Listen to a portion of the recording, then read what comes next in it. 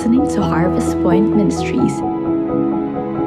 Pleasing God, making disciples.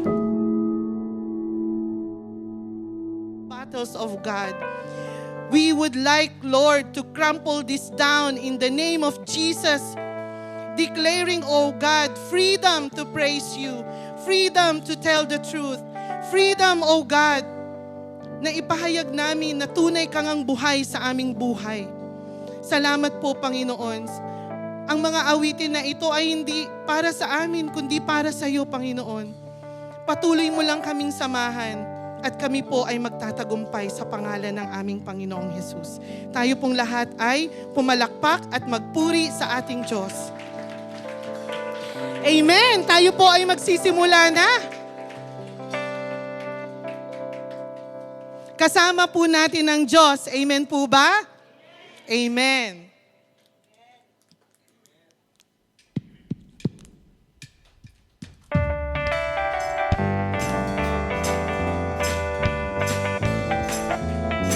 Pumalakpak po tayo.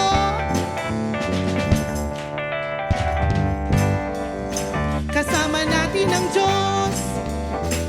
Di ako mangangamba, di ako mababalisa.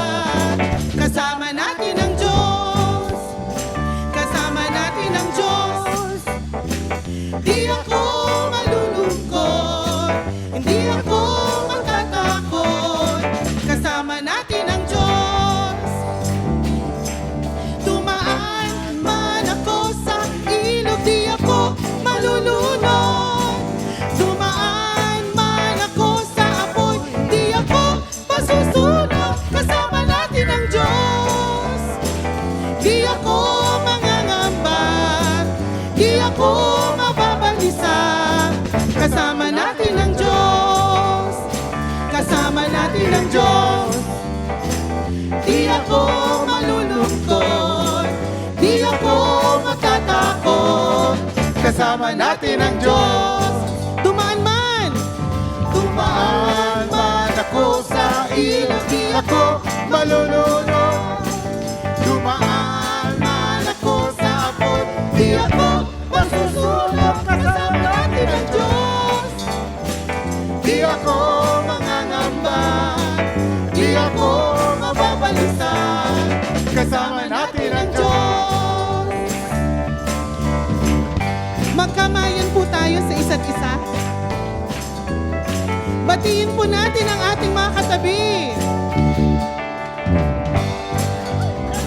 Hallelujah!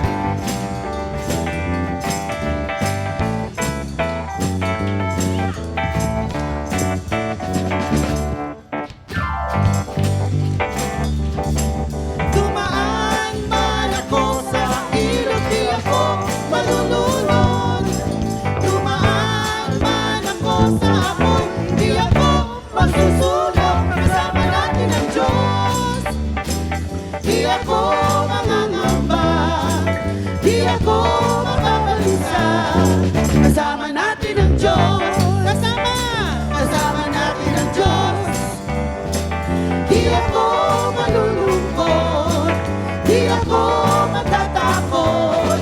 Kasama natin ang Diyos. Kasama natin ang Diyos. Kasama natin ang Diyos. Kasama natin ang Diyos. Kasama natin ang Diyos. Kasama natin ang Diyos. Kasama natin ang Diyos.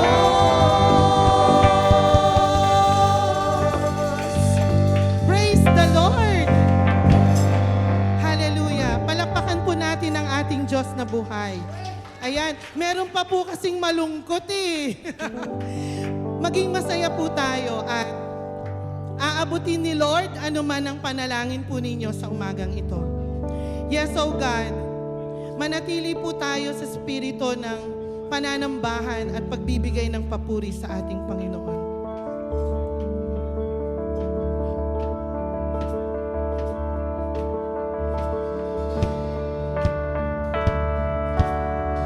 Yes, Lord, hallelujah.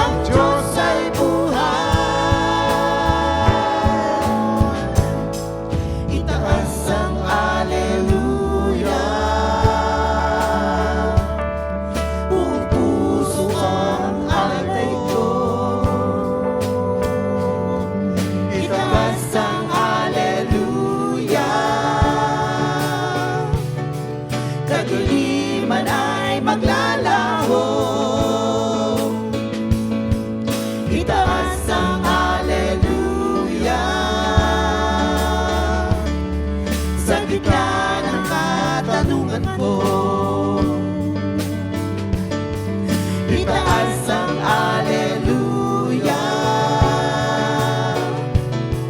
Hindi na ako matatakot. Ako ay aawit sa gitna ng bagyo. Ang aking papuri itataas sa'yo. Mula sa pagkasira, pagtaas ay taglay. Kamatay ay nagapi, ang Diyos ay buhay. Ako ay aawit sa gitna ng bagyo. Ang aking papuri itataas sa'yo. Mula sa pagkasira, pag-asa ay taglay. Kamatay ay nagkapi, ang Diyos ay buhay. Sa Diyos ang papuri. Sa Diyos ang papuri. Sa Diyos ang papuri. Sa Diyos ang papuri. Sa Diyos ang papuri. Sa Diyos ang papuri. Sa Diyos ang papuri. Sa Diyos ang papuri. Sa Diyos ang papuri. Sa presensya ng kalaban ko, Sa Diyos ang papuri. higit pa sa pangangamba. Sa Diyos ang papuri. Sandat ako'y isang awit. Sa Diyos ang papuri. Ang langit ay para sa akin. Sa Diyos ang papuri. Buong puso ang alay ko. Sa Diyos ang papuri. Kadiliman ay maglalaho. Sa Diyos ang papuri. Sa gitna ng katanungan ko. Sa Diyos ang papuri. Sa Diyos ang papuri. Ako ay aawit sa gitna ng bagyo. Ang aking papuri itataas sa'yo. Mula sa pagkasira, pagtaas ay taglay. Kamatay ay nagapi, ang Diyos ay buhay. Ako ang aawit sa gitna ng bagyo. Ang aking papuri itataas sa'yo. Mula sa pagkasira, pag-asa ay taglay. Kamatay ay nagapi, ang Diyos ay buhay. Itaas ang aleluya. Taas ang aleluya. Itaas ang aleluya. Taas ang aleluya. Itaas ang aleluya. Taas ang aleluya. Itaas ang aleluya.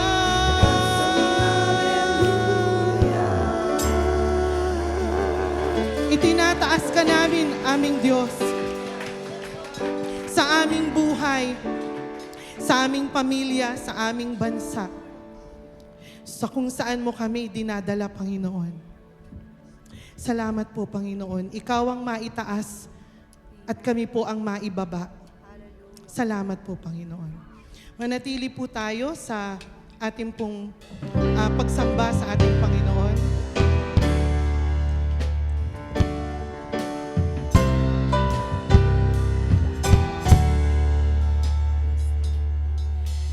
Jesus at the center of it all. Jesus at the center of it all.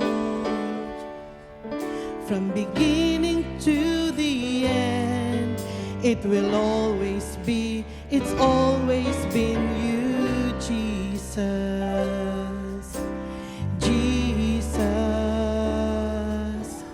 Jesus at the center of it all. Jesus at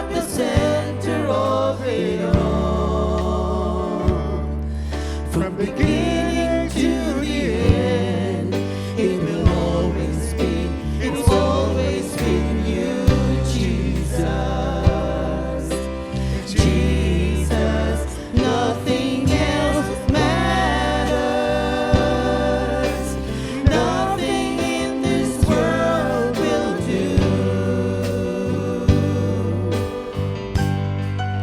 'Cause Jesus, you're the center. Everything revolves around you. Jesus, you at the center of it all. At the center of it all.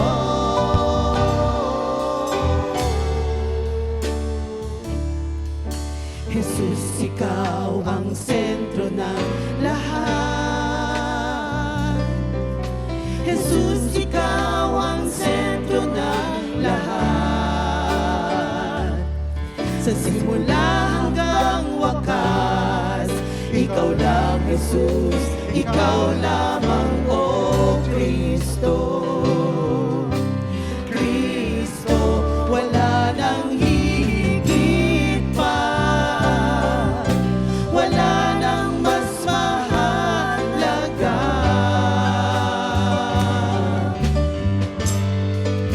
Jesus, ikaw ang sentro.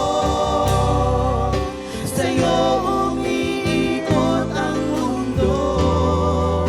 Sa'yo, Jesus, ikaw ang sentro ng lahat. Ikaw ang sentro ng lahat.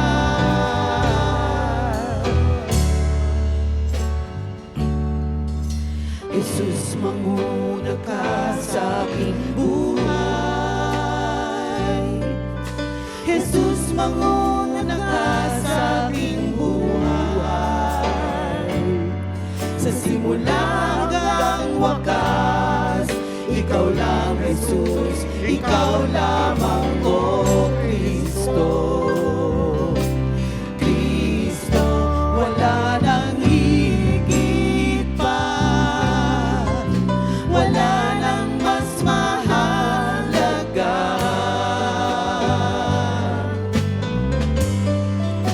Jesus, ikaw ang sentro.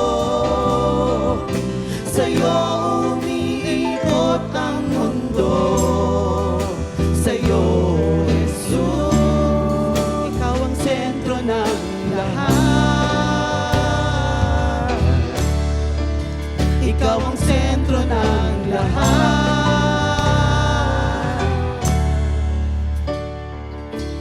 Magmula sa aming puso, purihin ka, o Kristo. Sa kalangitan, ika'y papupurihan. Magmula sa aming puso, purihin ka, o Kristo. Sa kalangitan, ika'y papupurihan. Magmula sa aming puso, purihin ka, o Kristo. Sa kalangitan, ika'y papupurihan. Magmula sa aming puso, purihin ka, o Kristo. Sa kalangitan, ika'y papupurihan. Magmula sa aming puso, purihin ka, o Kristo. Sa kalangitan, ika'y papupurihan. Magmula sa aming puso, purihin ka, o Kristo. Sa kalangitan, ika'y papupurihan.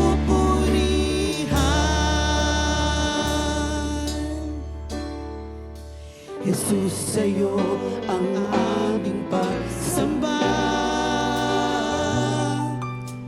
Jesus, sa'yo ang aming pagsamba.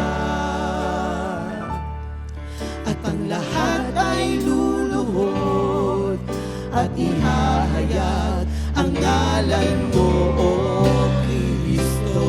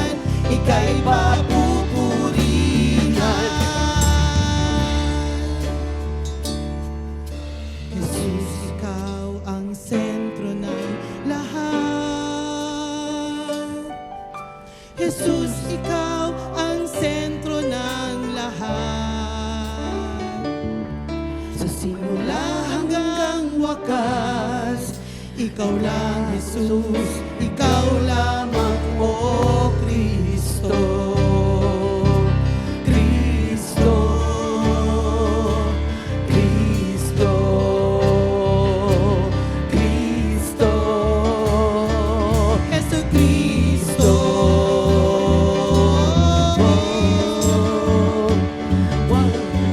Kristo. Sumamba po tayo sa Panginoon. Kristo, Kristo, wala nang higit pa, wala nang mas mahalaga. Tunay po, Panginoon. Tunay. Jesus, ikaw ang sentro,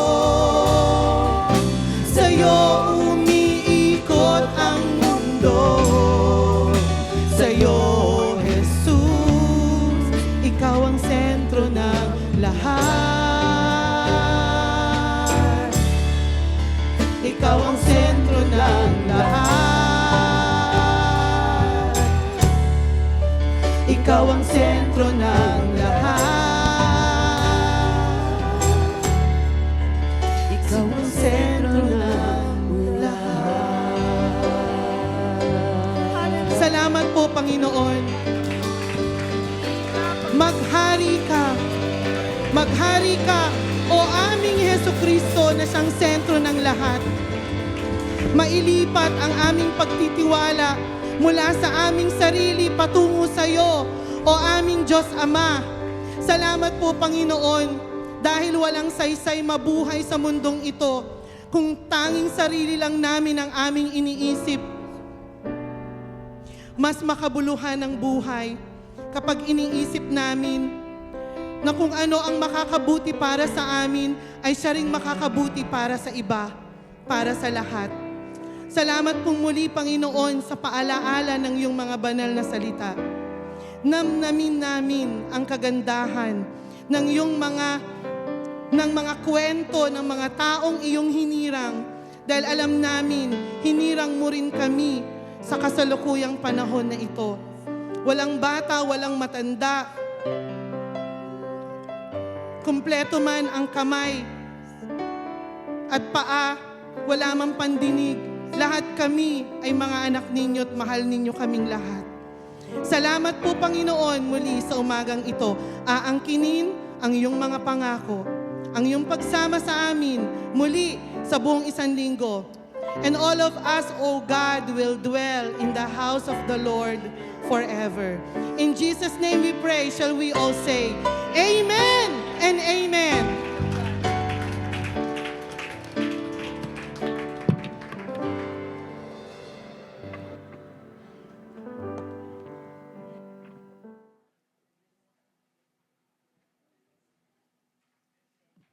Good morning po. Good morning. Na-bless po ba tayo sa worship? Palakpakan natin ang ating worship team. Thank you, Lord. At yung announcement po ni Teacher Noemi, tayo po ay makiisa sa gawain po ng ating adlaw. Kailangan po natin samahan talaga po ang ating young professionals at dyan po tayo magpapasa ng baton sa susunod na henerasyon ng Harvest Point. Amen? Amen. O matatanda na po kami. Sila naman po ang tatayo sa harap at magtuturo at maglilid ng ating iglesia. Samahan niyo po ako, manalangin muli tayo. Just close our eyes and praise God for this morning. Aming Ama, maraming salamat, O Lord. Napakasarap umawit at magpuri sa iyo, Panginoon. Napakasarap, O Lord, isipin na mga pangako mo ay buhay. Ang mga pangako mo po ay patuloy nagbibigay sa amin ng pag-asa at kalakasan. Lord, thank you for the lives you have brought here this morning. Thank you po sa bawat isang naririto. I do not know prayers for you this morning. Kayo po, Panginoon, ang kumagnay at sa mga namin na naririto this morning. Ang kanilang mga panalangin, Panginoon, I honor you. You bless them and their families. O Lord, in everything that they do. Salamat po, Panginoon. At ihanda po ang aming mga puso sa mga sasabihin sabihin mo sa amin this morning, O Lord. Kayo lamang po ang mangusap, aming Ama. Ibaba lamang ang iyong lingkod, O Lord. Kayo lamang ang marinig. Maraming salamat, Panginoon. Ito ang aming panalangin sa pangalan ni Jesus. Amen and amen.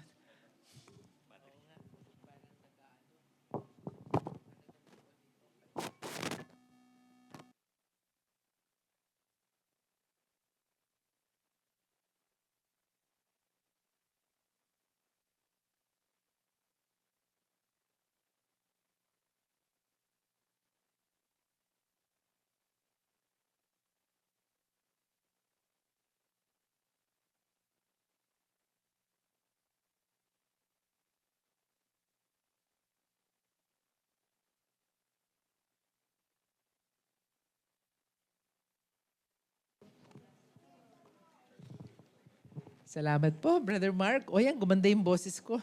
Medyo namamaos na ako. Magpapatuloy po tayo sa ating series on blessing and breakthrough. Sino na po ba nakaka-breakthrough sa atin? Ang haba na nito series natin, naka-breakthrough na po ba tayo? May mga panalangin na ba na sinagot? Kinaugnay na ba tayo ni Lord? Ang ganda po sa bawat character, maging conscious tayo dun sa breakthrough na ginagawa ni Lord sa buhay natin. For example, yung kay Jeremiah, di ba? Meron na ba tayong talagang pag-iyak para sa bansa, para sa lahing Pilipino? Kahapon after po ng Dawn Watch, aywan ko ba, parang hinipo lang ako ni Lord. Ang tagal kong umiiyak kahapon. Nag-ala Jeremiah ako, Brother Ramon, kahapon. Grabe talaga yung brokenness ng puso ko dun sa corruption ng government. Parang hindi ako makaget over after ng Dawn Watch. Iyak pa rin ako ng iyak. Minsan may mga ganong pagkilo si Lord sa'yo. No? Yung bigla ka talagang itatouch ni Lord. At paaalalahanan kanya ng, anak, ito talaga maging laman ng panalangin mo. Huwag mo talagang bibitiwan ng bansa. Ang ganda-ganda po nung Psalm 58 kahapon. Pati si Ate Seni, pinaalala niya yung problema ng healthcare sa ating bansa. No? Na sa totoo lang, ang daming may sakit, hindi talaga makapagpa-check up ng maayos. Diba? Si Doc Willie Ong nagpunta pa ng Singapore para doon humanap ng lunas at tamang paggabay sa kanyang karamdaman. Kasi kung dito, ultrasound pa lang, 1 linggo pa lalabas, di ba? Alam po ni Ate Dobs din yan yung kalakaran sa healthcare. And yet, hindi talaga napaprioritize ng government yung needs, lalo na po ng mga nasa laylayan.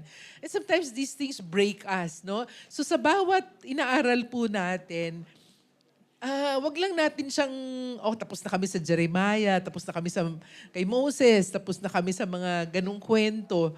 Namnamin natin, Lord, ano ang mensahe mo sa akin personally? Let's really make it personal. For example, yung sa Jeremiah last week, ako po ay nasa probinsya noong time na yon, nakikinig ako. Sabi ko, oo nga, no, ang dami talaga nating dapat iiyak kay Lord. Mga mahal natin sa buhay na hanggang ngayon sinisharean mo pero ang layo pa din kay Lord. Minsan may mga ganon, di mo alam, Lord, sabi naman niya, magtanim ka lang ng magtanim. Hayaan mo, may magdidilig dyan, bubunga din yan. Pero minsan gusto mong makita na yung bunga dun sa life ng tao na sinisharean mo ng word ni Lord. Minsan ang tagal, no? Parang, Lord, ang tagal. Kasama sa breakthrough natin is trusting the judgment and the timing of the Lord. Hamo siya. Kikilos din si Lord. Minsan tayo yung nagmamadali. Tayo yung naiinip sa mga bagay-bagay, no? Parang may isa akong puno sa Bicol, dun sa aking farm, na ang tagal kong inantay mamunga. May time pa nga, isang uwi ko, putulin ko na kaya ito. Para si Jesus, no, ayaw mamunga ng fig tree, putulin ko na kaya ito. Pero inantay ko siya. Tapos tuwing uuwi ako, nagpapakuha ako ng lupa, dinadagdagan ko yung pinaka-base niya. Aba, kung nakita niyo yung picture ko dun sa Facebook nung nandun ako, sabi nga nila, suha yung dala ko. Hindi po, miracle fruit po yun. Ang laki! Bigla siyang namunga ng pagkadami-dami. Tinatapik ko yun. Ako, kinakausap ko po ang puno. Buti hindi ako sinasagot. Baka magulat ako pag sinagot na ako. Pero kinakausap ko, uy, thank you ha. Nakagawa po ako ng miracle tea na 4 na bote ata. Galing doon. Kasi ang gaganda ng bunga. Pero kung kinainipan ko yon, hindi ko natikman yung bunga niya. Diba? Hindi siya naging delight sa akin kung kinainipan ko. So tayo po, ang encouragement ko lang this morning is as we go through each character, each kwento in the Bible, let it magrema sa atin talaga. Mangusap sa atin kung ano ang gustong sabihin ni Lord. So ganun po ang posture ng puso natin, ha? Ganun po tayo, ganun ang ating pagtanggap. So ngayong umaga po, ang ating topic is about the book of Esther. Isa sa mga favorite stories natin, parang maladrama tong Esther. Kuya Arnel, tinatamaan yung likod ko ng aircon. Pataas lang po, pataas lang. Baka mamaya ubuhin ako. Alright, so ano ba ang kwento ng Esther? Bigyan ko lamang kayo po ng konting background. Ito ay, sa overview tayo, Kuya Lester. Let's look at the overview of the book of Esther. Sabi ni Ate Presi kanina, hinihirang tayo ng Panginoon in our own times. Paano ba tayo tinatawag ni Lord in this time? Kasi si Esther, wala naman siyang kamalay-malay na mapupunta siya sa isang oras, sa isang panahon na kailangan niyang magdesisyon at kumilos. Okay. So ang overview, tingnan po natin. Nababasa niyo ba? Sige, okay naman, no? Ito ay 10 chapters lang. Ang chapter 1 and 2 ay introduction.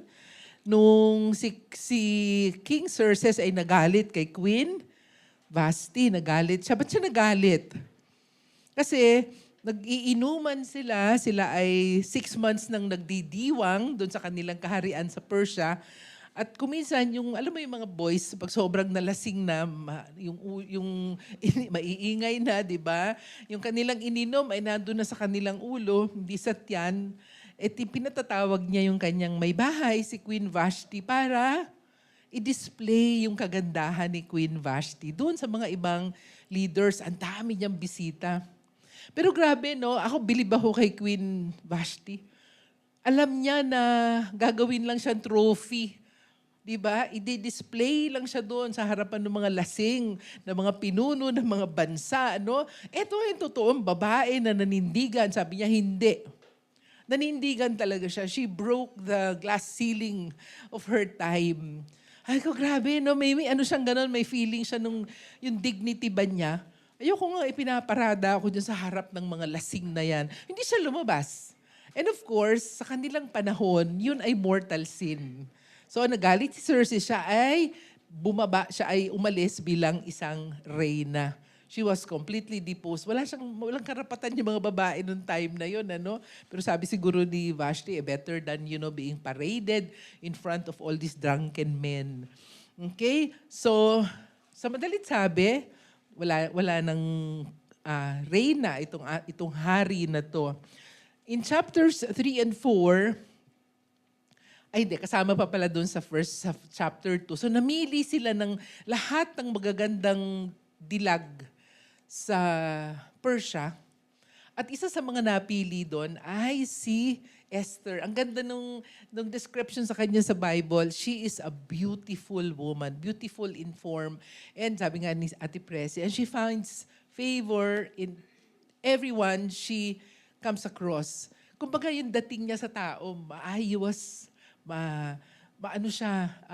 full of grace, kumbaga, dun sa mga nakakasalamuhan niya. And so she was chosen as the new queen. Okay? Move forward tayo sa chapters 3 and 4. Meron isang kwento ito na, ang ganda-gandang kwento talaga kung basahin niyo yung 10 chapters. Siyempre, sa lahat ng drama, may kalaban. Sinong kalaban natin dito? Si Haman.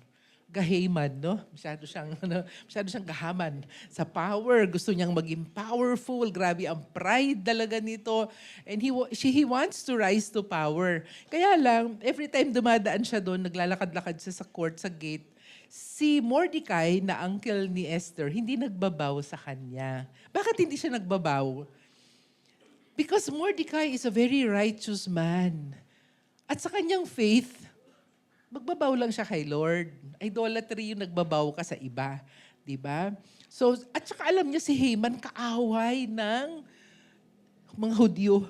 So hindi siya talaga kahit prime minister pa ito, hindi siya nagbabaw. So grabe po ang galit ni Haman kay Mordecai. So anong ginawa ni Mordecai? Bubuhin ko yung kwento ha. Lumapit siya kay King Xerxes at sabi niya, may mga tao sa iyong kaharian.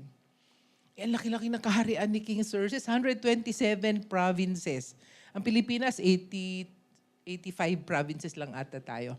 So ang laki-laki na kaharian na to. Sabi niya, may mga tao dito na ang kultura, kaaway mo.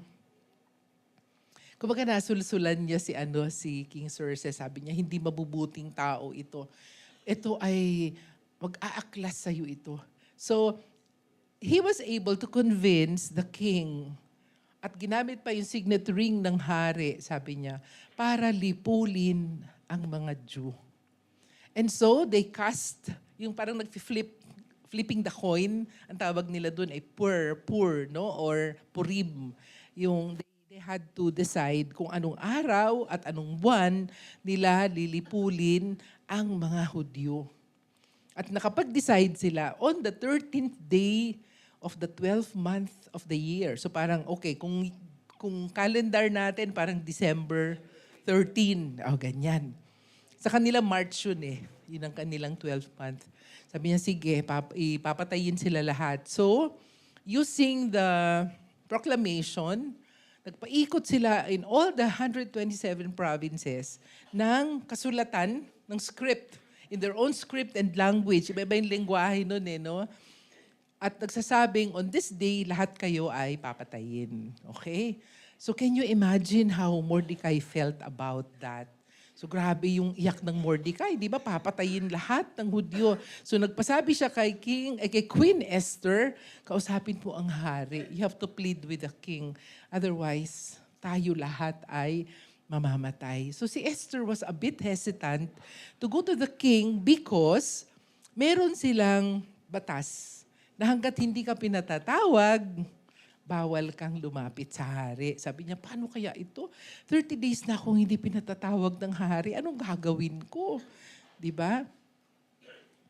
And so, sabi ni Mordecai, if you don't act, if you remain silent, I know that we will be delivered.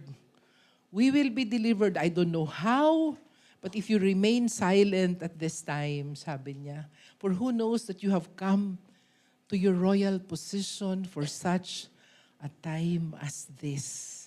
Sabi, andyan ka na eh. Baka yan ang dahilan kaya ka nandyan. Okay? And so, sabi ni Esther, call for a fast. 3 days, walang iinom, walang kakain. I will do the same. And on the 3rd day, I will approach the king. If I perish, I perish. Yun yung very famous Esther line, no? If I perish, kung ito'y kamamatay ko, hayaan mong mamatay ako. And so, after the 3 days, she went to the court. Tama-tama nakaupo doon ng hari at nakita siya. Na-miss siya ni King Xerxes. At inabot ang kanyang scepter towards her, giving her permission to approach. So, ang galing, ano? Ang ganda-ganda, parang ang sarap-sarap niyang basahin. So, lumapit siya at sabi ni King Xerxes sa kanya, what do you want, my queen? Even half of the kingdom I will give to you. Grabe yung pagmamahal din ng hari sa kanya. No? Sabi niya, ang hiling ko lang, pwede bang magkaroon tayo ng banquet? Invite natin si Haman.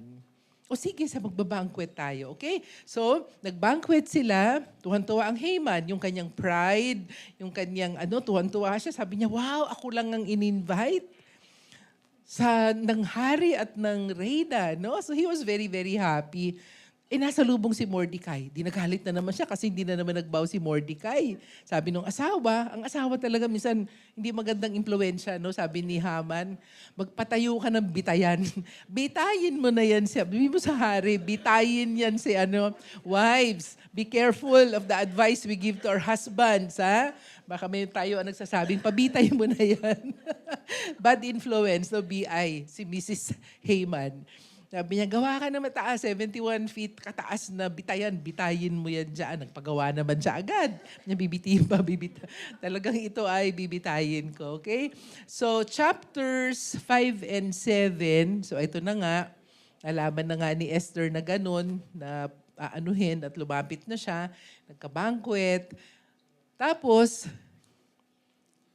nung gabing yun, for some reason, that's chapter 6, hindi nakatulog ang hari. Minsan ba may insomnia din tayo? Hindi lang pala tayo, no? Pati hari nag-insomnia din, no? Hindi siya nakatulog. Sabi niya, basahin mo nyo nga yung mga kwento sa ating mga records. Tapos doon nakita niya, ay si Mordecai pala, iniligtas ako at some point. Kasi may dalawang gustong pumatay sa kanya. Narinig ni Mordecai, isinumbong kay Esther, inimbestiga, na-save. So sabi, ay hindi ko pa pala napaparangalan ito si Mordecai. Talagang hindi siya pinatulog ni Lord, no? By the way, sa buong kwento, in all the 10 chapters of Esther, walang pagbabanggit kahit minsan sa Panginoon. And this is what makes this story very unique. The very hiddenness of God. But behind all the story, alam mo, God is orchestrating everything. May pangungusap ito sa atin na minsan tayo, parang hindi rin natin makita si Lord sa buhay natin. But behind the scenes, we know that God is working. Gumagawa, kumikilos ang Panginoon, hindi man natin nakikita o nararamdaman. And so, nakakita bigla ng hari si Haman. Sabi, sino ang nasa court? Andiyan po si Haman. Bakit nasa court si Haman nung gabing yun? Para kausapin si Xerxes na pabibitay niya si Mordecai. Right? Kaya pupunta siya doon sa hari eh. Siyempre, prime minister, pwede niyang hilingin yun. Inapprove na nga yung plan niya na patayin lahat ng Hudyo eh. No? Ay, si Mordecai pa. Hindi na siya makapag-antay ng ng March 13. Gusto niya agad-agad. And so, nakita siya ng hari na nandun si Haman. Sabi niya, Haman, halika. Ano ang pwede kong gawin sa tao na gusto kong i-honor? Akala ni Haman siya ang i-honor ni King Xerxes. Talaga napakayabang, no? Napakapuno ng pride. And so, sabi niya, ay, suotan niyo po nung robe na ginamit niyo na. Parang feeling niya hari na din siya. At isakay niyo siya sa kabayo na sinasakyan niyo. O sige, gawin mo yan. Bukas, bihisan mo si Mordecai. Isakay mo sa kabayo at iikot mo sa kaharian sa city of Susa, no? At sabihin mo, this is how I honor the person that I delight in, sabi ng hari. Naku, ay di bigla siyang namutla. Sabi niya, patay. Ako pa yung mag-aano sa kanya, no? Mag-iikot-ikot sa kanya, di ba? Kaya tama yung sabi sa Bible, ano? Fall happens, di ba? After pride. Yung sobrang yabang mo, doon ka talaga lalagapak eh. May turo sa atin yon. And so, in these chapters, nakita natin yung takot ni Mordecai. Haman. The following day, nag-banquet sila uli. At doon na siya kinonfront ni Esther. At sinabi niya, alam niyo po ba, mahal na hari, itong taong ito, ipapapatay kaming lahat. Kasi hindi alam ng hari na si Esther ay isa ring Hudyo. Nakatago ang kanyang identity. Sabi niya, sino nagpaplano? Anong plano niya? Sabi niya, ang plano niya po ay patayin kaming lahat. Di syempre, ang hari namutla din. Kasi hindi niya na pwedeng bawiin ang kanyang napirmahang kautusan. Bawal na yun. Sabi niya, patay. Tapos pagbalik, naglakad-lakad. Galit na galit yung hari. Naisahan ako nito ni Haman Pagbalik niya, nagkakandara pa ang Haman kay Esther, sa kanya siya humihingi ng tulong.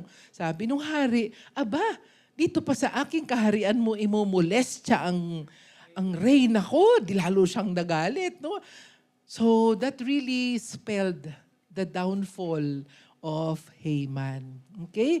Chapters 8 to 10 is victory and celebration. Siyempre, dahil hindi na kayang bawiin ni King Xerxes yung kautusan niya, sabi niya, sinabi na lang niya, pwede niyong ipagtanggol ang sarili ninyo sa kahit sinong gustong manakit sa inyo. Di ba ang ganda nung ikot nung kwento, no? So dahil hindi ko na kayang bawiin yung sinabi ko na kayo ay papatayin, lahat ng gustong pumatay sa inyo ay pwede niyong kalabanin. You have now the right to defend yourselves. And so, on that day, that's March 13, lahat ng kalaban ng mga Hudyo ay pinatay nila. So they became victorious. The following day sila ay diwang. So ngayon, mula nung panahon na yon, 400 ilang BC, no, up to now, sineselebrate ng lahat ng Jew ang tinatawag nating Purim. It's a festival that celebrates their victory at yung hindi sila napatay. This year, I think medyo nagmo-move yung holiday na yon eh. For 2024, they celebrated last March 20 ata or 21, ganyan. Gumagalaw din siya. No? Nakakatuwa yung celebration na to. Minsan nagsusuot sila ng mga corona, nagsusuot sila ng costume ni Mordecai, costume ni Haman. That's how they celebrate it. But they celebrate it joyfully and they give gifts to each other. Parang yun ang kanilang kaligtasan laban sa mga plano ni Haman sa kanila. All right, that is the short overview of our lesson. Puntahan na po natin ang ating characters. Ang title ng ating usapin this morning, devotion, is For Such a Time as This. You know, God allowed Esther to be in the intersection between the problem of Haman and Mordecai. Nandun siya, nasa gitna siya nung problema ni Haman at ni Mordecai, no? At doon sa intersection na yon, ay ang hamon sa kanya ay ano ba ang gagawin niya? What about us? Are we also Esthers of our time? Tayo ngayon ay nasa ganitong araw at buwan at punto ng ating kasaysayan. Ano kaya ang pinagagawa din ni Lord sa atin? Kung nasaan ka man ngayon, ano man ang trabaho mo, ano man ang ginagawa mo, whether you are at a certain crossroad in your life, gusto mong iwan ng Pilipinas, nagsawa ka na rito, gusto mong pumunta humayo man sa iba, gusto mong may mga pagbabago kang iniisip sa sarili mong buhay, that kind of an intersection where you are, what is God telling you to do? Hinihirang talaga tayo ni Lord. Bakit hindi tayo pinanganak nung panahon ni Rizal? Bakit hindi sa susunod na henerasyon? Kagabi may binabasa ako eh. Sabi sa 2030, wala nang cellphone. May bagong ilo-launch si Mark Zuckerberg. Nabasa nyo na ba yon? Ang ilo-launch niya na ay goggles, salamin na. So pag suot mo yung salamin, para siyang kung may kausapin ka galing abroad, nag-hologram na sa harapan mo. Hindi na lang siya yung video call. Grabe, no? Sabi ko talagang hindi mo na maarok ang kayang isipin ng tao. Sabi ko, in 30 years, yung apo ko ngayon, na 9 years old, nasa Spectrum, ilang taon na siya noon. Diba? At ano na kaya ginagawa niya? Diba? Kung wala ng cellphone, at goggles na lang ang gagamitin mo, pang view ng screen, pang lahat. Andun na lahat, hindi ka na magta-type, no? Andun na lahat, may mga imamanipulate ka. Sabi ko, ang advancement, iba na eh, no? Pero bakit hindi tayo sa panahon noon pinanganak? Or bakit hindi sa panahon dati tayo pinanganak? Bakit sa panahon ngayon? Ano ang pinagagawa ni Lord sa atin? For such a time as this. Naalala ko po yung kwento dun sa Lord of the Rings. Dun sa isang chapter, The Shadow of the Past, sabi dito ni Frodo, I wish it need not have happened in my time. Next slide yan, kuya. So do I, Gandalf said, and so do all who live to see such times. But that is not for them to decide. All we have to decide is what to do with the time that is given to us. Hinirang tayo ng Panginoon sa panahong ito. Ano ang panawagan natin? Kasi sabi ni Frodo, wala naman akong alam eh. Mahina naman ako. Bakit sa akin nakaatang yung responsibility na to? Diba? Sa ating panahon, mag-i-election na naman po, ano ang panawagan ni Lord sa atin? For such a time as this. Tayo mga Pilipino, kung hindi tayo natututo, may interview akong pinanunood kahapon, hindi nagbabago ang pananaw ng Pilipino sa pagpili ng leader. Ang tinitignan nilang metrics, yung maayos, yung mukhang mabait, yung mukhang madaling lapitan, yung masaya, yung sumasayaw, yung umaawit. wala sa ating optics, wala sa visibility natin. Most of the time, yung character, yung track record, yung pinag-aralan, yung experience in governance, hindi yun ang nauuna sa tinitingnan natin. No wonder, isa yun sa iniiyak ko kahapon Dahil sabi nga ni Ate Seni, grabe, ibang-iba dito sa Hong Kong. Ganon din naman si Rico na nasa New Zealand. Pag nasa ibang bansa ka, grabe yung habag mo. Di ba, Ate Ayin, kagagaling mo lang sa UK. You are in the United Kingdom. We are in the divided kingdom here in the Philippines. We're so divided, di ba? nasa decay tayo, nasa era ng ganito. Pero kailan ba tayo matututo talaga? Kailan ba tayo, if we are exercising our faith, naniniwala naman tayo na si Lord may kaparaanan Naniniwala naman tayo that God is sovereign, alam. Kaya lang, ang Diyos, nagbibigay din ng wisdom sa atin. Right? Si Lord din naman niya nagbibigay ng wisdom sa ating pagpili kung paano tayo dapat mabuhay for such a time as this. Sila Ate Loli, galing Canada Buti nga gusto niyo pang bumalik dito. Di ba? Gusto mong bumalik sa bayan mo. Ako pag umaalis, namimiss ko Pinas, gusto kong bumalik. Pero pag bumabalik ako, sa airport pa lang, basag na ang puso ko. Sa traffic pa lang. Diyos ko, Lord, ang 12 kilometers ng Pasig hanggang Buendia, inaabot ako ng 3 hours. Makatarungan pa ba yun? Minsan ganun ang tanong ko Nung binaha kami at kami ay naglilimas ng tubig, sabi ko, Lord, parang hindi naman natama ito. Ang budget ng gobyerno para sa flood control, para sa traffic control, para sa healthcare, ganyan. Saan ba napupunta? Alam naman natin, hindi na tayo nagbobolahan doon, di ba? But we live in such a time as this, and we are called to stand in the gap for our country. Lord, pudpud na po ang tuhod ko kakaluhod. Makikita ko pa kayang gumanda Pilipinas, ang bayan kong mahal. Sabi ko, namatay na si Kurita. Wala nang aawit ng aking mga protest songs. Napudpud na rin ng dila nung ali, kakaawit ng pumunta tayo sa liwanag. Wala pa rin tayo sa liwanag. Nasa tunnel. Nasa tunnel. Pero yung liwanag malayo pa. Di ba? May pagdudurog sa puso. Ganito rin kay Esther. Yung puso niya na mahina naman ako. I'm an orphan. Pinalaki lang to ni Mordecai. Inalagaan ni Mordecai. Pero mabait na bata. Nakikinig kay Mordecai. Nagsasubmit kay Mordecai. Ang babae na nagsasubmit sa godly counsel, napapaayos talaga Di ba? Kaya, titingnan din natin yung pamumuhay natin na ginagagamit tayo ng Lord ng tama because of our heart that is willing to be taught. Dapat na marunong kang turuan. Nakikinig ka sa payo ng tao na gustong makita ang kabutihan mo. Sino si Esther? Sige, tingnan uli natin.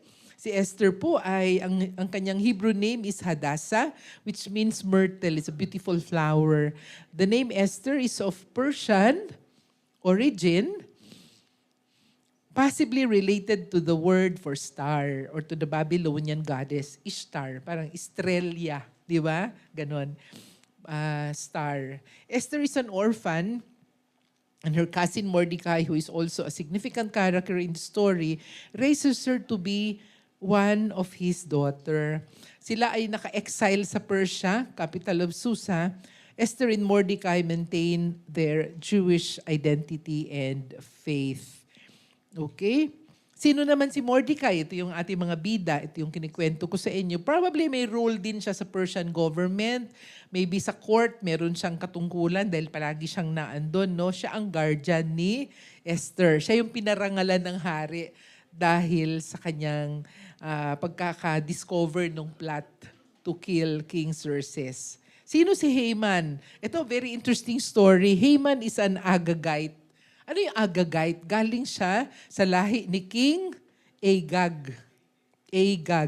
Kung babasahin niyo po ang 1 Samuel chapter 15, inutusan ng Panginoon si King Saul na lipulin ang mga Amalekites. kalaban talaga ito ng ng lipi ng Panginoon, kalaban ng Israel ito. Pero kung doon sa kwento na yon, si Saul, na unang hari ng Israel who is from the tribe of Benjamin, binuhay niya kasi si Agag. Maalala niyo yon, pati yung mga products, ay yung mga nila, yung plunder nila na magaganda, kinuha nila, 'di ba? Kaya nawala ang anointing ni Saul. Yun ang nangyari doon. Kasi ang utos sa kanya is, lipulin lahat ng tao, wag magtitira, ang plunder wag kukunin. Ubusin talaga lahat. Ay naku, yung magagandang sheep, kinuha nila. Sayang naman to, ang tataba. Ang sasarap ng karne nito, kinuha. Ay ito, ang gandang damit, ang gandang robe, kinuha. That was completely against what God was telling them to do. And so, Saul lost his anointing. It was the prophet Samuel who killed Agag. Kasi yun ang bilin talaga sa kanila no? Kaya ayaw magbaw ni Mordecai sa kanya. Ayaw magbaw ni Mordecai sa kanya. Kasi talagang kalaban ito. The Amalekites are the number one enemies of God's people. Okay? So ito yung mga natin, ito yung three major characters natin.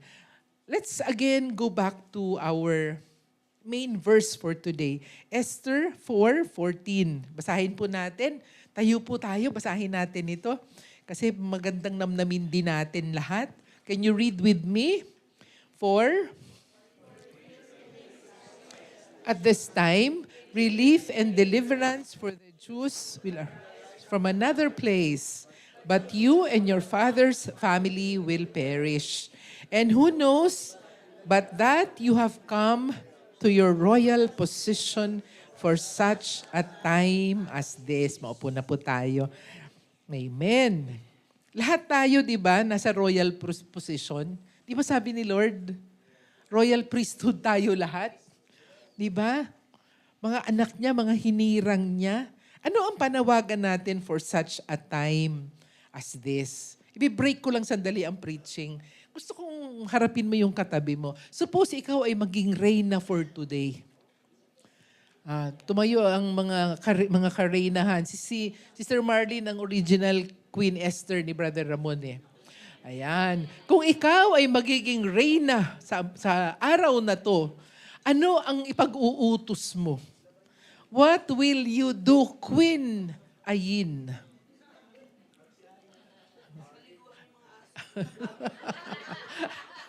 Ayan. Something that would have impact and influence. Okay? Sa asar ko kahapon, sabi ko, gusto kong ipabitay lahat nung kumukuha ng mga pondo sa gobyerno.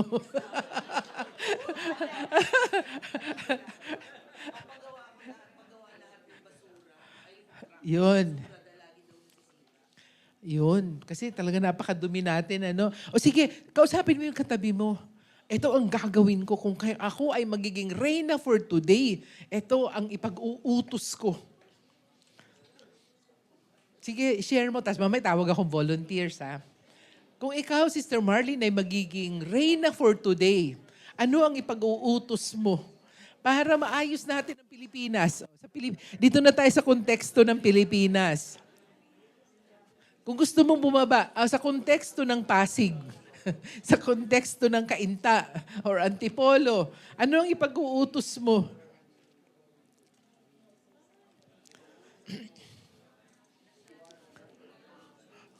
Yan. Siguro maaayos ang Pilipinas, no?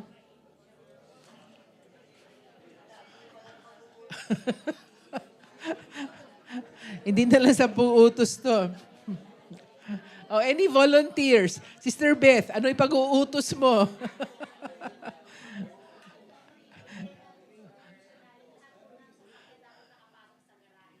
Yon. Ayan, tama yan. Walang garahe, walang sasakyan. Uy, sa ibang bansa, totoo yan. Hindi ka pwedeng bumili ng sasakyan pag wala kang maipakitang proof na may garahe ka, di ba? Nakahambalang. Dumaan kayo sa F. Mariano. Napakahirap dumaan dyan. Nung nag-aaral ako mag-drive, dyan ako dumadaan. Grabe ang intensified prayer ko. Kung hindi tricycle, bike, kotse, matatamaan ko. Ano pa?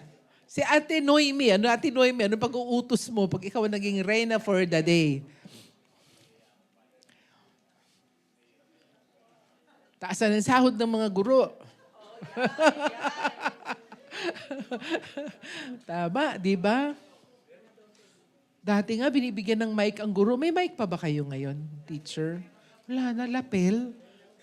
Ako, alam mo ang gagawin ko? Bababaan ko ang teacher-student ratio. Kawawa ka kaya kung 40 estudyante mo. Dapat kahit public pa yan, yung kahit 20 lang, 16, 15, di ba? Tututukan mo. Mag-hire ka ng mas madaming guro. Magpatayo ka ng mas maraming classroom. In other words, may magagawa tayo. Pag binigyan tayo ni Lord ng pagkakataon, may magagawa tayo, di ba?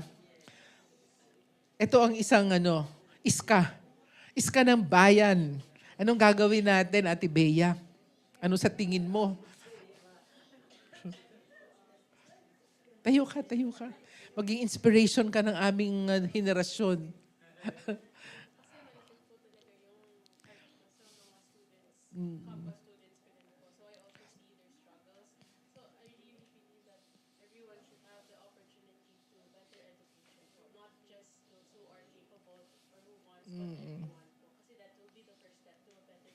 Amen. Amen. Totoo talaga. Alam mo, totoo. Pag umuwi ako sa amin, isa yan sa iniiyak ko kay Lord. Di naman maliit yung isla namin 38 barangays kami Pero ang taas po ng hindi nag-aaral. Ang taas ng numbers namin doon. And the reason why I think we remain to be third class is because many of our young people don't go to school. Kung mangingisda ang tatay hanggang sa 4th generation, mangingisda lang. But some of them are good. Some of them are really gifted in so many ways, but walang chance. Kasi ang eskwelahan po namin, kung saan ako nag-aral kahit nung maliit pa ako, ang dulo ng isla, for example, to be able to go to the school which is on the other side, maglalakad ka ng siguro kung lalakarin natin yun, Lex, mga more than 30 minutes. Dulo-dulo, mula Luok hanggang school. More pa. Kasi lampas pa kila Tito Noel yun So malayo. Tapos wala naman almusal. Siyempre, walang pagkain. So tatamarin na lang, maglalakad ka, ang init-init, tapos gutom ka. Yung fallout on this side of the island to that side is very high. Ang nakakapag-aral basically, yun lang mga bahay malapit sa school. Pero yung maglalakad ka pa ng malayong-malayo, ang road hindi maayos. Meron pa nga, nung bumagyo po nung Tisoy, yung daan papunta dun sa amin, dun sa dulo ng Purok. May mga tulay na tabingi. Yung talagang mahuhulog ka na lang dun sa tulay. Pag malumot yun, laglag ka sa dagat. Ganun po ganun yung poverty level, no? But if we give opportunity, sabi ko nga, ba't hindi kayo magpatayo ng eskwelahan dito, na accessible talaga? So that yung mga bata, ang dami doon naglalaro, ba't kayo nandito? Minsan tatanungin ko, hindi kayo nag-aaral Kasi weekdays naman. Hindi po. Bakit? Ang layo po. Wala naman kaming baon. So minsan, ang lalaki na. Ilan taon ka na? So dapat grade 6 na yon, grade 5. Grabe.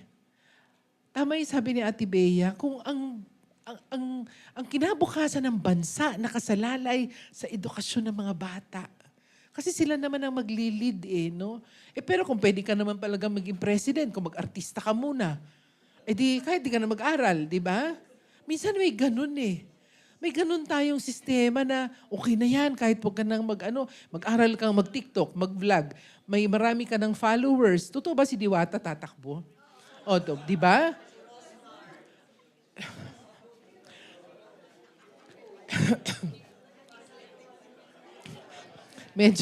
medyo napakahirap po ng topic na to, Pero may magagawa po tayo. Kung magpipray po tayo na aayusin natin ang lahat. Hindi lang naman si Esther sa Bible, ang ginamit ni ang ginamit ni Lord. Next slide tayo, Kuya. All right. Look at how Joseph also was used. Di ba? Nung Binenta siya ng mga kapatid. Talagang yung buhay ni Joseph, parang tingin mo, talo. Pero he was divinely positioned for deliverance by the Lord.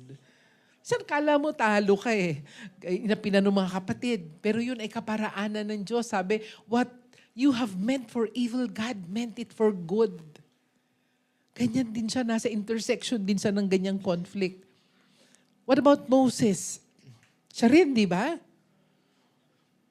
Nakapatay pa to nagtago nga Pero sabi ni Lord, gagamitin kita to lead my people out. Their outcry is so huge. Sabi niya, nakarating na sa tenga ko yung iyak ng mga tao. Lead them out of Egypt. Di ba? Ginamit si Moses. Ito yung mga mala Esther na kwento. Pero kagaya ni Joseph, balikan ko lang si Joseph. Nung bang may ginawang mabuti si Joseph nung nasa prison, naalala ba siya kaagad? Nakalimutan siya no? Di ba ganun din si Mordecai? Nung may ginawa din siya para kay King Xerxes, nalimutan din siya pero napaalala. Kaya minsan wag tayong masyadong nagdadamdam kung yung oras natin, hindi pa natin oras. Hindi pa oras ni Lord yon para sa atin. Okay? Alright, naisip ko lang.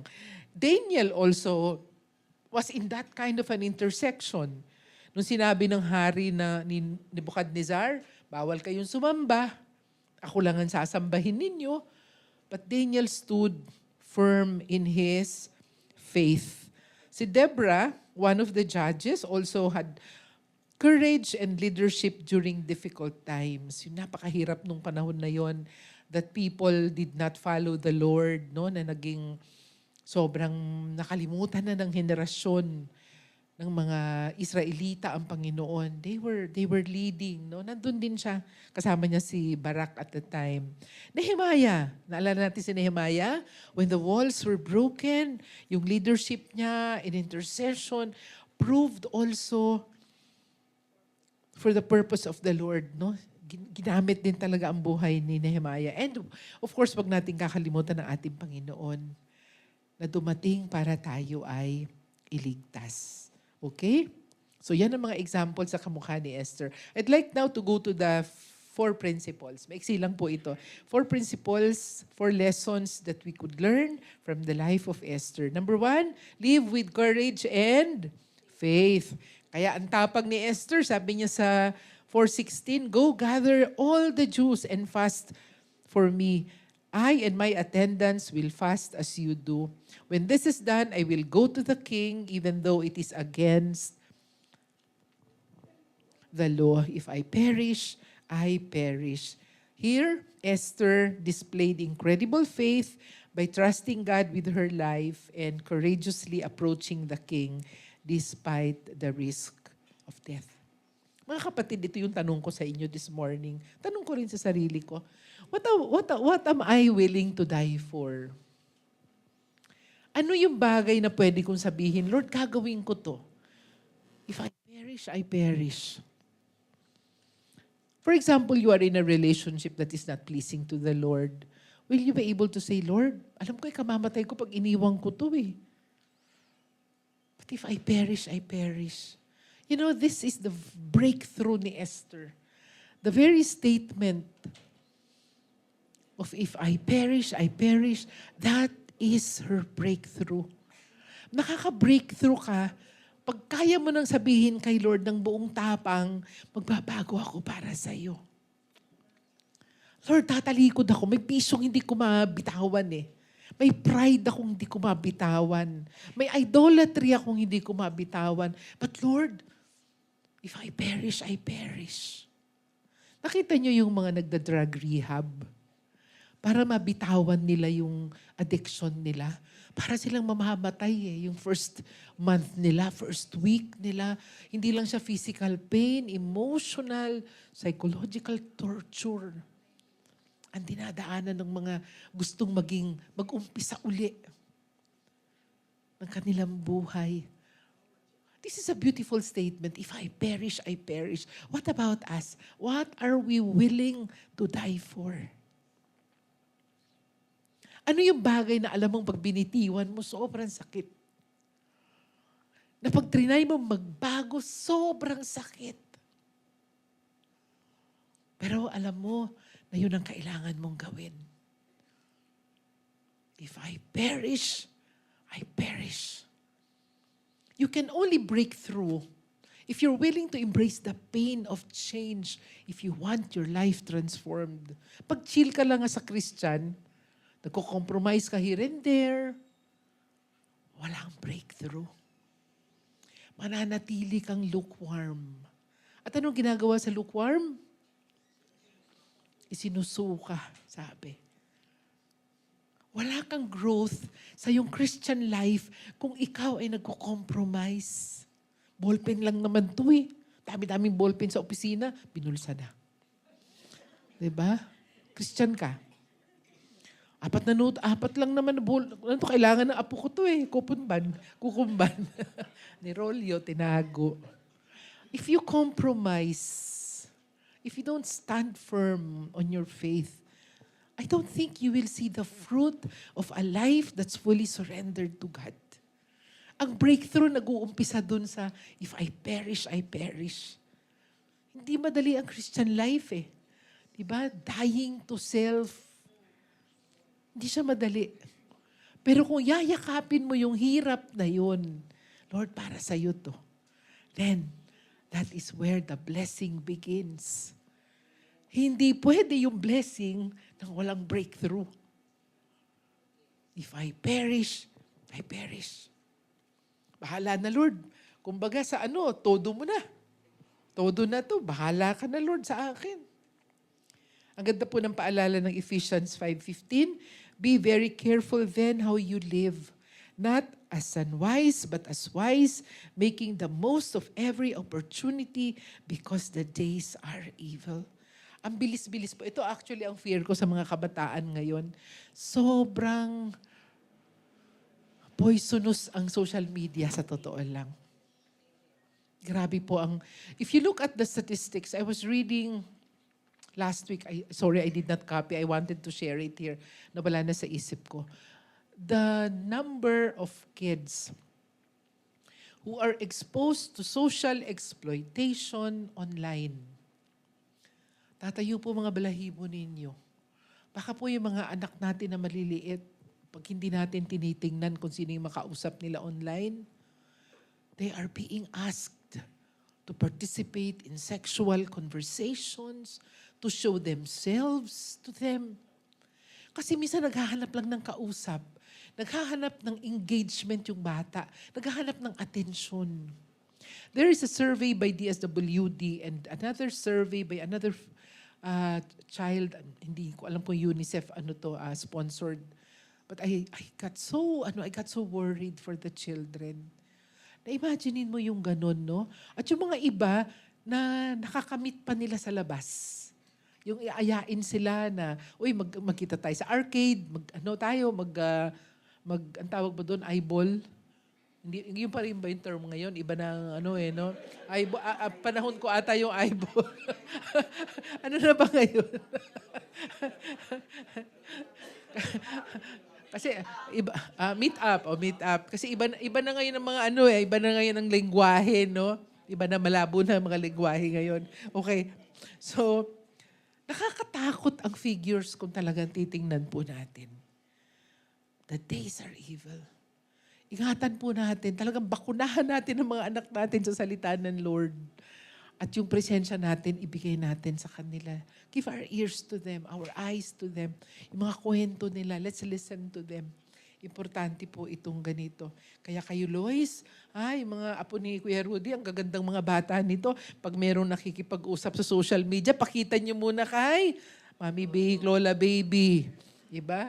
Para masala muna yan. Living wisely is the call of the time. Number 2, lesson natin, live with wisdom and purpose. Ang ganda po ng wisdom ni bago pa umaksyon si Esther, nung sinabihan siya ni Mordecai, na you are in a royal position for such a time as this. Hindi siya nagpadaskul-daskul eh. Ano yung una niya? Ano yung inuna niya? Naalala ko yung preaching ni Kuya Mark eh. Unahin mo muna ang prayer. Diba? Mauna ka muna sa worship. May inuuna bago ang gawa. Ano yung ginawa ni Esther? Tell all the Jews to fast. And me and my people will also fast for 3 days. Mayroon munang pag-ano eh. May pag-aayos muna ng puso. Ang ganda nung. Tell them to fast. Tell them. Wala nga pray na ginamit doon eh. There's no mention of the Lord in this book. Tell them to fast. May pag-aayuno. Kumbaga may pagsasakripisyo. May paghingi ng sakripisyo. May parte tayo dito. Hindi lang ako. Yun ang sinasabi ni Esther. Ang panalo natin dito ay panalo nating lahat. Hindi ko lang ito panalo. Dahil lahat tayo nag-ayuno, lahat tayo nagsakripisyo para sa bansa. For such a time as this, hindi po pwedeng leaders lang po ang kumikilos. Bahala sila sa Kongreso, bahala sila sa Senado. May boses din tayo. Kasama tayo sa sakripisyo. Diba? Tell all of them. Hindi niyan sinabing, not some of them. Tell the elders to fast. Tell the parents to all. Sabi, all the Jews, tell them to fast. Yun ang first wisdom na binigay kay Esther dito eh. Esther understood that she was placed in a unique position to fulfill a specific purpose, to save her people from destruction. Tayo mga kapatid, let's continue to pray for the Lord to reveal His purposes in our life as well. Laging ganun, Lord, ano po ba ang purpose mo sa akin? Sa umagang ito, kanino mo ako pinadadala? Send me. Di ba? Ganda nung natin, prayer ni David, sa life ni David, no? Send me, Lord. Act on every opportunity that God gives you to make a difference, whether big or small. Amen po? Amen. Third principle, let's live with influence and impact. Grabe yung naging epekto ng katanggumpayan ni Esther dito, no? Esther 9:22, their sorrow was turned into joy and their mourning into a day of celebration. Grabe yung faithfulness po ni Esther saved not only her people but also transformed a day of mourning into a celebration that continues to be observed as a feast of Purim up to this day. Grabe, no? Hanggang ngayon hindi nakakalimutan yung kabutihan ng Panginoon sa kanila, ng pagliligtas sa kanila. So, ang reminder sa atin, mga kapatid, this morning, use your influence for good. Whether God has placed you in your family, in your workplace, in your community, use your influence to bring positive change. Tuwan-tuwa ako kay Ate Josie, pagkasama niya yung mga kasama niya doon na nananahi lahat, no? Hindi naman kailangan isang barangay ang dalhin mo. Minsan, isang tao lang. Sila Kuya Ramon, pagbitbit si Maricel, di ba, kung sino yung idalhin ni Lord sa buhay mo, dalhin mo sa church. Tulungan mo. Pero mga maliliit na bagay lang na tayo ay nag-aabot sa kanila, na naaalala natin sila, na ipagpipray natin sila, that kind of influence has impact on the lives of people. Live in a way that your faith, love, and actions leaves a lasting legacy for others, just as Esther did. And finally, the fourth principle, live under God's sovereignty. Ito yung kinikwento ko kanina sa overview. This is a pivotal part of the story. Masyadong, sinama ko siya this morning. Sabi ko parang may kulang na dapat madiinan. No? And I'd like to read. That night, basahin uli natin. That night, the king could not sleep. So he ordered the book of the Chronicles, the record of his reign, to be brought in and read to him. It was found recorded there that Mordecai had exposed Bigthana and Teresh, two of the king's officers who guarded the doorway, who had conspired to assassinate King Xerxes. What honor and recognition has Mordecai received for this? The king asked. Nothing has been done for him, his attendants answered. The king said, who is in the court? Now Haman had just entered the outer court of the palace to speak to the king about impaling Mordecai on the pole he had set up for him. Walang aksidente kay Lord. Amen? Walang aksidente kay Lord. Ito talaga hindi pinatulog ni Lord itong hari eh.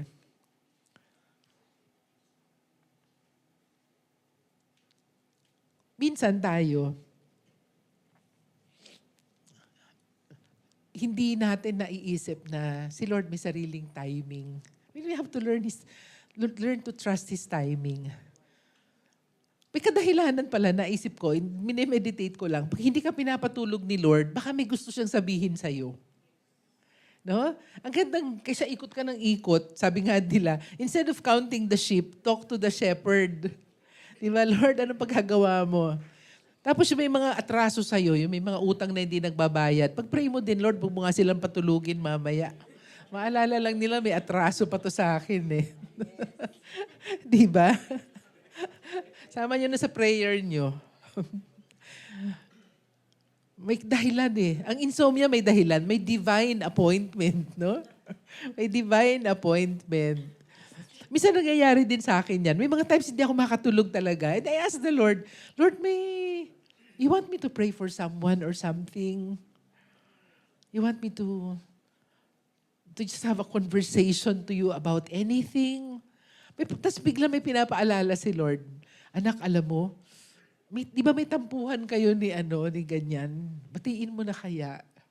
Minsan may mga ganong dealing si Lord sa akin. Sasabihin ko, Lord, saka na lang. Nagtatampo pa ako eh. And then, but I ask God in all honesty to process it. Sabi ko, Lord, kasi ganito, nagiging sumbungan session namin yung insomnia ko. Kasi Lord, di ba parang di naman tama na ganun. Tapos minsan naiiyak na ako sa kanya. Pag naiiyak ko na yon, sige na nga bukas, Lord, may gagawin ko na. Kasi talaga namang ipinuproseso, hindi naman tayo pinipilit ni Lord sa mga bagay-bagay, right? Ang Panginoon, napaka-understanding. Inuunawa naman niya tayo na minsan may mga emosyon tayo na hindi pa natin napoprocess. But God reminds you of, anak, di ba, mas magaan pag nagpapatawad. Di ba? Si Lord naman na ang nagko-comfort sa iyo eh. Kaysa dala-dala mo pa yan. Ikaw na lang, ikaw na umunawa. Be the bigger person. Minsan may mga ganong dealing si Lord sa atin eh. Kaya sabi ko, may lesson ito na hindi talaga pinatulog yung hari. Bigla niyang naalala, ay si Mordecai, pala hindi ko pa na-honor. Do you feel bad that, ang tagal ko na naninilbihan, Lord, sa kumpanyang to, di man ako napopromote. Hayaan mo lang. Hayaan mo lang. There is a God's time for that. Bakit, Lord? Ang tagal ko na itong pinagpipray. May favor akong hinihingi. Wala pa. Hayaan mo lang, anak. Hayaan mo lang. Number 3. 3 things I want you to remember about this verse. Number 1, trust God's timing. Hayaan mo lang si Lord. Hayaan mo lang siya. Number 2, acknowledge God's control over circumstances. Siya naman yan eh. Alam ni Lord yan. Pagtiwala ka lang. And number 3, remain faithful to Him every day. Tuloy ka lang. Tuloy lang. Gawa ka ng mabuti. Tuloy lang. Mag-aral kang mabuti. Pakita mo yung kabutihan sa tao na feeling mo, hindi na-appreciate, hindi naman na-appreciate yung ginagawa ko, wag na lang. Hindi, tuloy ka lang. Tuloy lang. Remain faithful. Hayaan mo si Lord ang mag-angat sa'yo, ang mag-promote sa'yo in His time. Okay ba? Alright. So ano yung 4 na principles natin? Maging matatag, matapang, live with courage. Number 2, live with wisdom. Number 3, huwag sayangin ang influence na meron ka. Lahat tayo may influence. Huwag niyong isiping wala kayong influence, right? Sa kaeskwela ni Bea, sa katrabaho ni Ate Josie, di ba? Sa katrabaho ni Ate Ayin, sa mga kasama natin, sa community nila Aileen. Lahat yan may influence tayo eh. Saan ka man ilagay ni Lord? Sa family mo. Diba? And finally, number 4, chill. Ano lang tayo? Kay Lord tayo lahat. Kay Lord, ha? Kay Lord lang. Ang timing ni Lord. May mga hindi sa patutulugin para sa'yo. Maniwala kayo sa akin. Kasi nararanasan ko rin yung ganon. Alright? Gusto ko lang basahin itong napakagandang quote ni Edmund Burke. The only thing necessary for triumph of evil is for good men to do nothing. Kung may opportunity tayong gumawa ng mabuti, gawin natin. Huwag yun, reklamo lang tayo ng reklamo, napakadaming corrupt. Totoo naman. May evil talaga sa mundo. Kaya nga, kailangan nananalangin tayo no? but also do something. Kung may pwede tayong gawin. Kaya nga, napansin nyo, ang church natin, pag may mga calamities, hindi natatapos ang araw na tulungan natin, abutin natin. Di ba hindi tayo pinapatulog ni Lord? Napansin nyo? May mga binaha, may nasunugan, may kung ano-ano. Pansinin nyo ang Harvest Point, kahit ang liit-liit natin, hindi tayo pinapatulog ni Lord. Lagi tayong hinahamon ng Panginoon, gumawa kayo ng mabuti. Umabot kayo. O may mga bata dyan. May mga bata sa baras. May matatanda sa suburban. Alam mo yung ganun? Tulungan natin, abutin natin. Do good. Do good. Instead of just complaining about the evil that is in the world, we can do good. Esther didn't remain silent when her people were in danger. This reminds us that our action or inaction have significant consequence. Hindi lang yung hindi natin ginagawa or yung ginagawa natin, minsan yung hindi natin ginagawa. Na may opportunity ka namang gawin pero hindi natin ginagawa. Ito ang hamon sa atin mga kapatid. If there is an opportunity to do good, let us do good to all people. Okay? So itong breakthrough, nabanggit ko na yan kanina.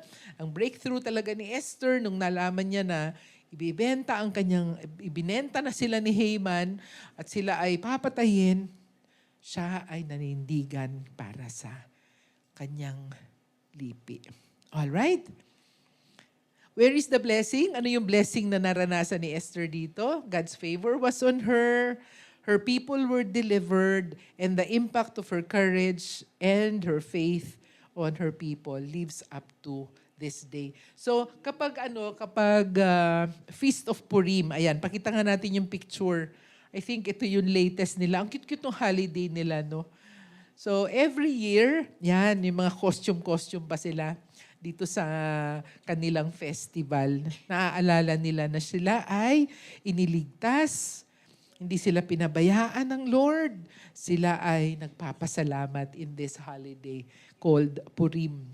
It means casting lots in Hebrews. Yung parang na flipping coins, no? In modern day lingo.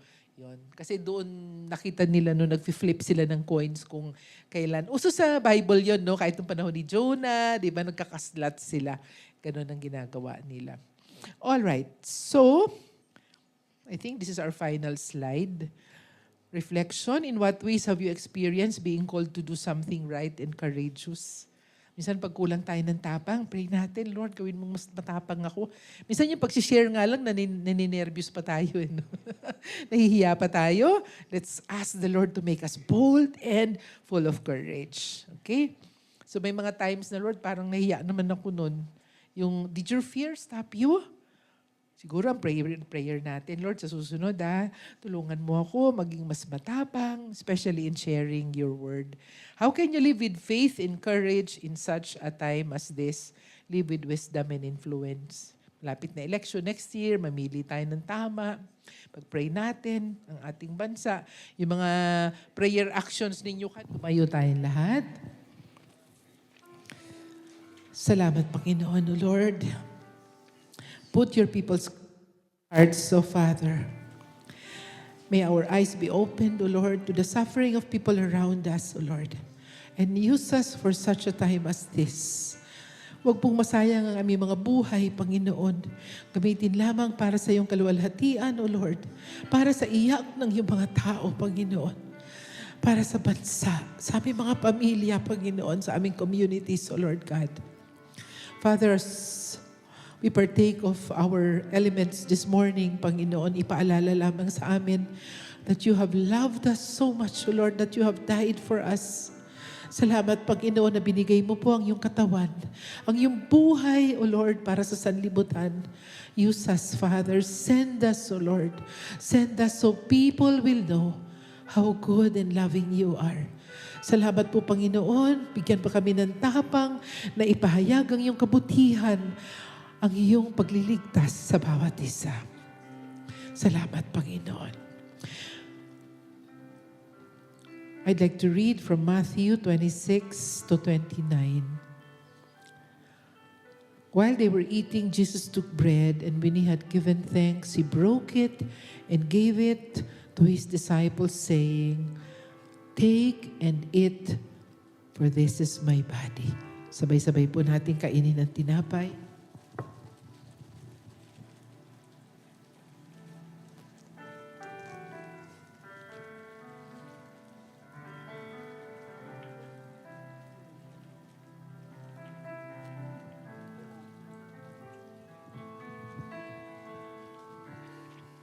Then he took a cup, and when he had given thanks, he gave it to them, saying, "Drink it,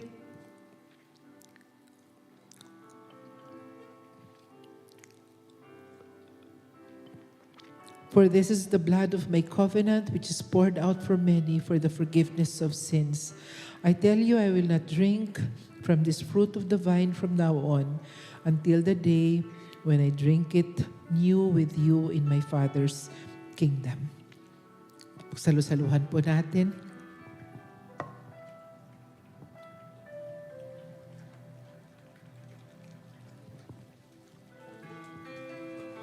Maraming salamat po aming Ama at sa aming pagwawakas, Panginoon, O Lord God. I thank you for your love for each one. Salamat po, O Diyos. Salamat po sa mga aral ng buhay ni Esther, O Lord. Salamat po sa iyong dakilang pag-ibig sa bawat isa. Gamitin mo ang aming mga buhay, Panginoon, O Lord. Sa iyong paraan, sa iyong tamang panahon, naming Ama. Maraming salamat, Lord. I thank you for all our tithes and offerings, Lord. I thank you for every family here, Panginoon, every school, every company represented, Panginoon, aming Ama. Salamat po sa isang buong linggo na kasama ka po namin, O Lord. Father, truly our strength and our joy comes from you alone. Salamat po, Panginoon. This is your day and we will rejoice. Panginoon, we bless your holy name. Amen and amen. God bless everyone po.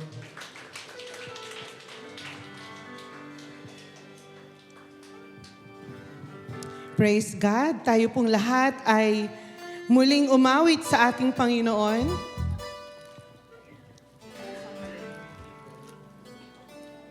Tayo pong lahat ay magbunyi at magsaya dahil ang Diyos po ay mabuti. Amen. So maging masaya at payapa. Dahil ang biyaya ng Diyos ay laging tapat, sapat at ganap. Ayan. Angkinin po nating lahat ito.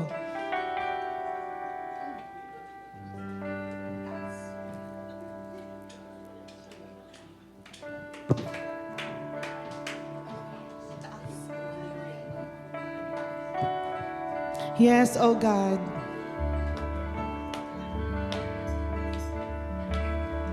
Itaas ang aleluya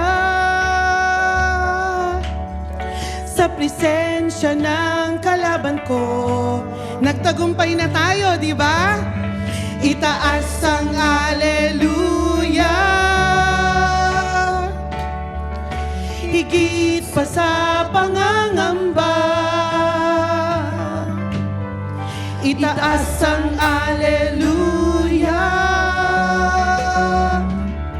sandat ako'y isang awit. Itaas ang aleluya, ang langit ay para sa'kin. Ako ay aawit ng papuri sa Diyos. Ang aking papuri itataas sa'yo. Mula sa pagkasira, pag-asa'y taglay, kamataya'y nagapi, ang Diyos ay buhay. Itaas ang aleluya, buong puso ang alay ko. Itaas ang aleluya, kadiliman ay maglalaho.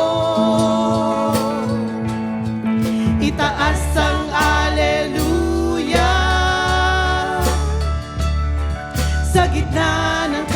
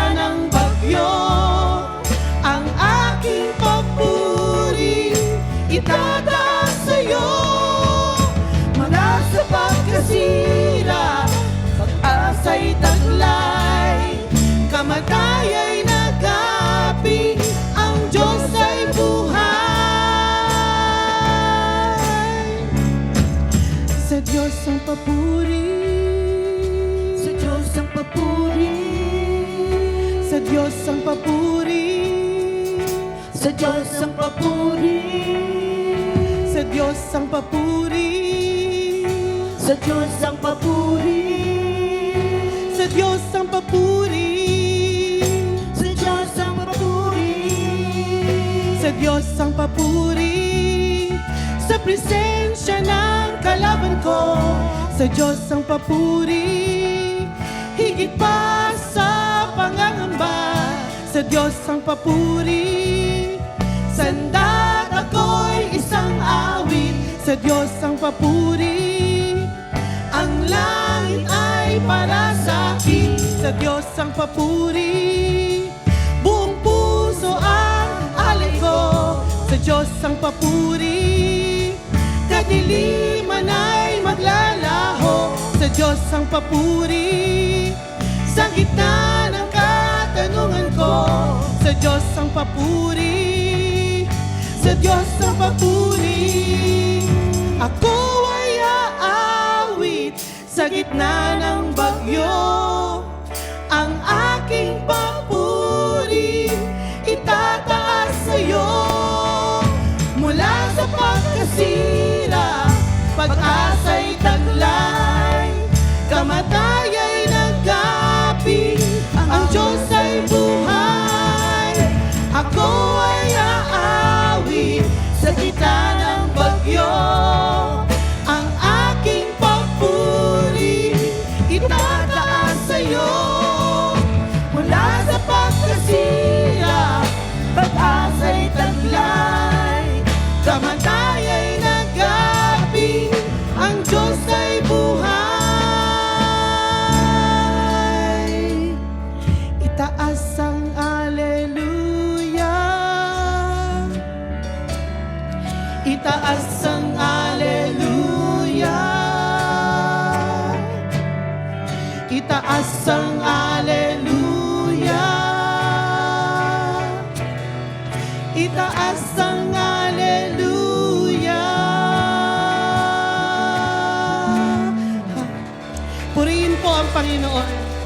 Humayo po tayo ng may kagalakan at angkinin po natin muli ang pangako ng ating Panginoon na lagi po natin siyang kasama. Kasama natin ang Diyos.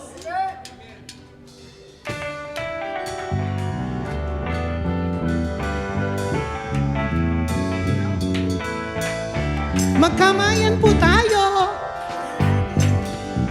Kasama.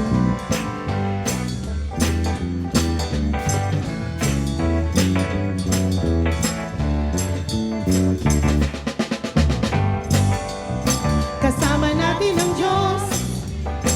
Di ako mangangamba, di ako mababalisa. Kasama natin ang Diyos. Kasama natin ang Diyos. Di ako malulungkot, di ako matatakot. Kasama natin ang Diyos. Dumaan man ako sa ilog, di ako malulunod. Dumaan man ako sa apoy, di ako masusunog. Kasama natin ang Diyos.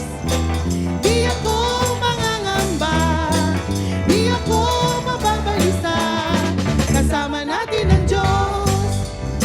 Kasama natin ang Diyos. Di ako malulungkot, di ako matatakot. Kasama natin ang Diyos. Dumaan man ako sa ilog, di ako malulunod. Dumaan man ako sa apoy, di ako masusunog. Kasama natin ang Diyos.